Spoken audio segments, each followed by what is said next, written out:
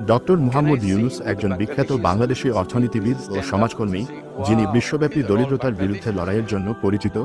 তিনি গ্রামীণ ব্যাংক প্রতিষ্ঠা করেন, যা দরিদ্র মানুষের জন্য ক্ষুদ্রঋণ সুবিধা প্রদান করে। তার ধারণা ছিল, দরিদ্র মানুষের কাছে ঋণ পৌঁছানো, বিশেষত মহিলাদের, তাদের অর্থনৈতিক অবস্থার উন্নতি করতে সহায়ক হতে পারে। 1976 সালে তিনি গ্রামীণ ব্যাংক প্রতিষ্ঠা করেন, যেখানে দরিদ্রদের ঋণ দেওয়া হয়েছিল কোনো কলাটারাল ছাড়া, এবং এটি ছিল সম্পূর্ণরূপে স্ব-ফান্ডেড। এই মডেলটি বিশ্বব্যাপী প্রশংসিত হয় এবং বহু দেশ তাদের অর্থনৈতিক উন্নয়নে এটি অনুসরণ করেছে। এর মাধ্যমে তিনি দারিদ্র্য দূরীকরণে এক নতুন ধারণা প্রবর্তন করেন। ডক্টর ইউনুস 2006 সালে নোবেল শান্তি পুরস্কারে ভূষিত হন, যা তাকে আন্তর্জাতিক মঞ্চে আরও সুপরিচিত করে তোলে। তিনি 1983 সালে বিশ্বব্যাপী উন্নয়ন সহায়তার ক্ষেত্রে বিশেষ ভূমিকা রাখার জন্য নানা সংস্থা ও বিশ্বনেতাদের সঙ্গে কাজ করেছেন। তার কাজের মূল লক্ষ্য ছিল মানুষের জন্য টেকসই উন্নয়ন নিশ্চিত করা এবং সমাজের সবচেয়ে অনগ্রসর অংশের জন্য সুযোগ সৃষ্টি করা।